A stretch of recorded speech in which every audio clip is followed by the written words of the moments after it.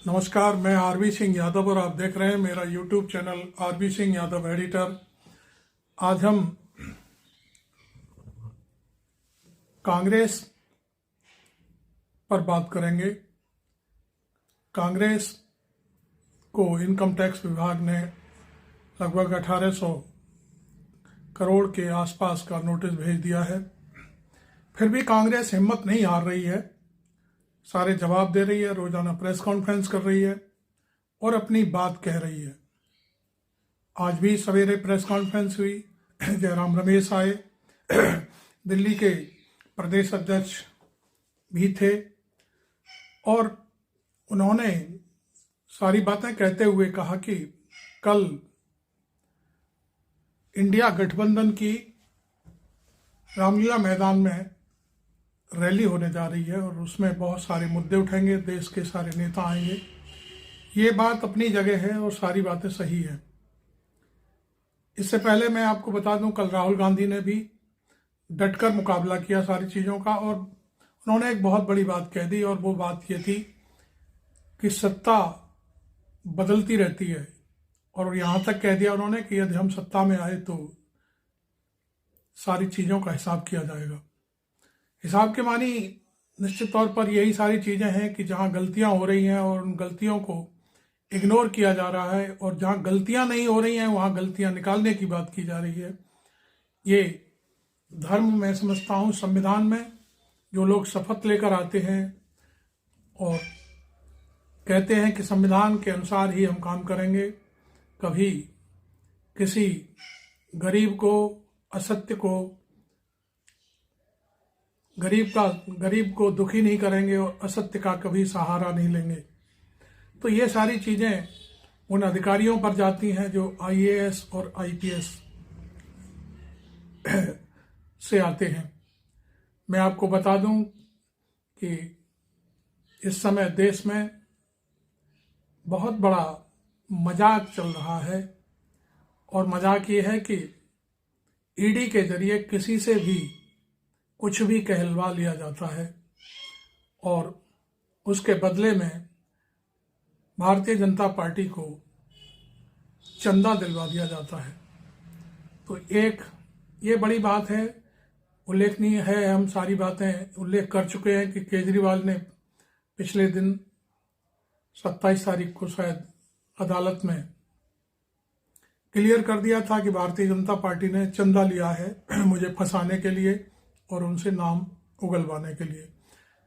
तो इसी टाइप से मैं समझता हूं कि राहुल गांधी ने भी ये सारी बातें कल कह दी हैं कि आप नियमानुसार काम करिए, हमें पूरा आपकी सारी शर्तें मंजूर है, सारी बातें मंजूर है, लेकिन ये नहीं है कि आप भारतीय राष्ट्रीय कांग्रेस का खाता सीज कर दें और बीजेपी से कुछ भी ना कहें। उनके पास भी कुछ चीज़ें ऐसी हैं, लगभग 7-8 हजार करोड़ के आसपास बताया गया है कि उन्होंने कोई हिसाब नहीं दिया कि ये कहाँ से आया, कोई एड्रेस नहीं दिया इनकम टैक्स को पैसा। तो फिर कांग्रेस से ही क्यों पूछा जा रहा है ये सारा सवाल? यदि कांग्रेस से पूछा जा रहा है तो दूसरी पार्टियों से भी पूछा जाना चाहिए। तो ये सारी चीज़ें सामने आ रही हैं। अब इसके बाद मैं बात करूंगा बिहार की। बिहार में इंडिया गठबंधन की बहुत बड़ी छीछालेतर होने जा रही है, शायद आपको पता होगा, नहीं पता है तो मैं बता देता हूं कि लालू यादव वैसे तो राजनीति के बहुत बड़े खिलाड़ी हैं, लेकिन उन्होंने कुछ गलतियां करना शुरू कर दिया है। बिहार में जो तेज तर्रार नेता हैं दो, पप्पू यादव और कन्हैया कुमार, उनके रास्ते बंद कर दिए हैं। वो संसद में ना पहुंच जाएं, इसलिए वो सारी सीटें कांग्रेस से अपने पास रख ली हैं, जिनकी वजह से पप्पू यादव और कन्हैया कुमार संसद में ना आ जाएं। ऐसा भी क्या डर है? मैं समझता हूं तेजस्वी यादव एक बहुत अच्छे अनुभवी व्यक्ति हो चुके हैं और फिर किस्मत की बात है।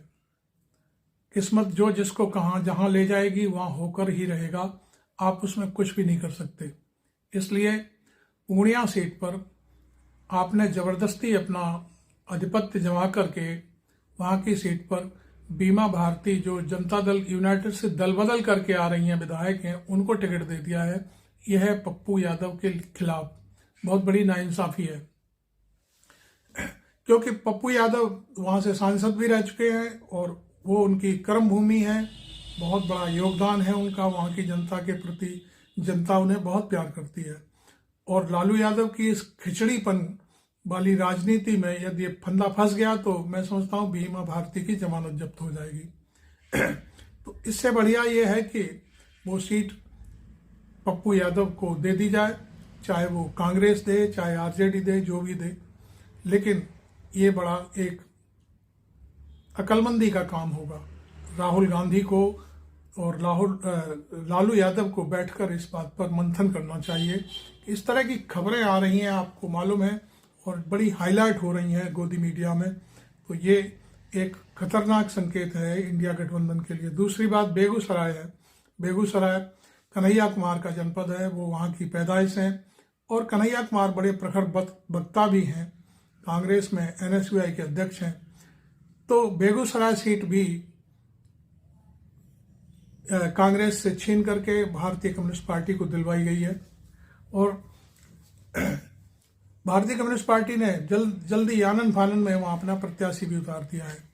जबकि पिछला चुनाव बेगूसराय से कन्हैया कुमार भारतीय कम्युनिस्ट पार्टी से ही लड़े थे, लेकिन वो हार गए थे। लेकिन वो हार अलग थी। आज कन्हैया कुमार का कद बहुत ऊंचा हो गया है, और मैं समझता हूं कि कन्हैया कुमार ने भी टाल ठोक दी तो ये लालू यादव जी के लिए बहुत खतरनाक मामला बन जाएगा। इसलिए कोई भी चीज है, आप सहयोग करके आपस में बैठ करके बात करें तो ज़्यादा बेहतर होगा।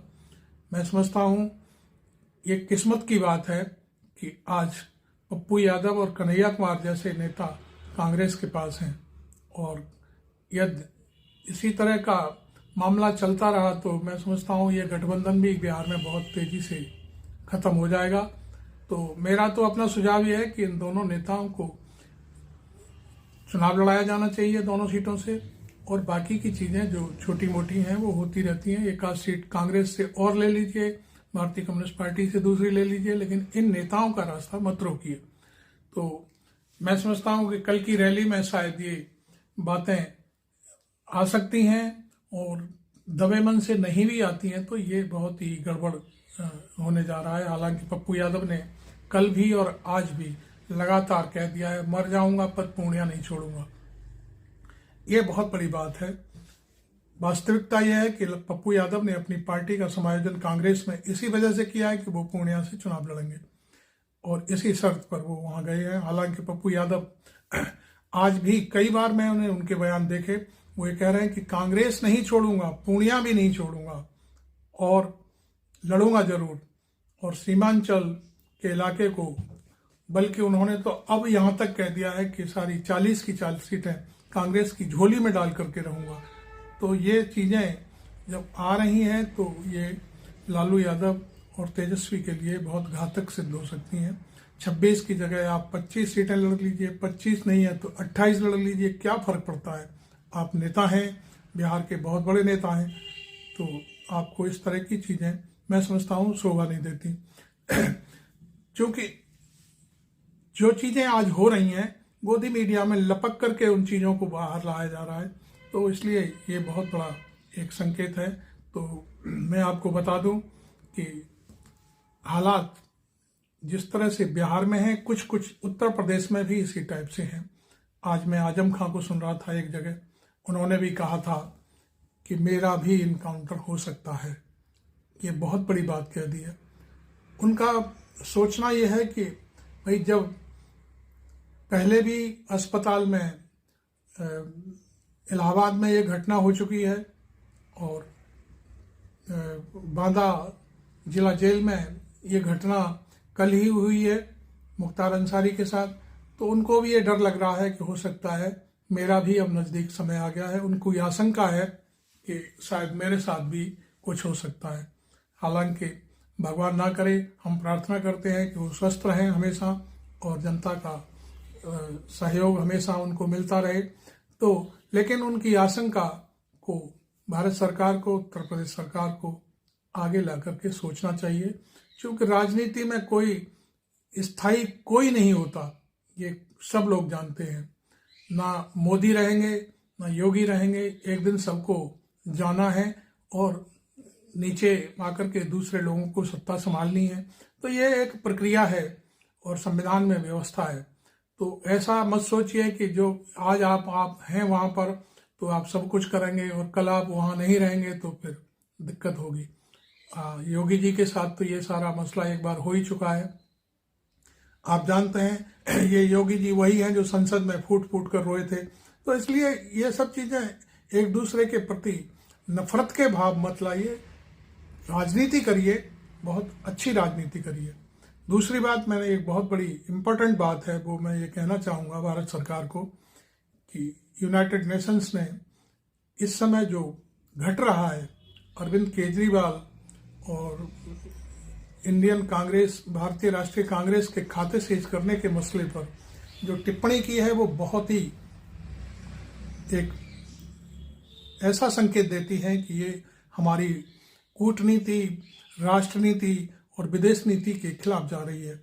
ऐसा करने से मैं समझता हूँ मोदी जी को इस मामले में विचार करना चाहिए कि इस तरह का यूनाइटेड नेशन ने यदि ये बात कही है तो ये कहीं ना कहीं हमारी आंतरिक नीति है, जो हमारी इंटरनल जो व्यवस्था है उस पर एक प्रहार है।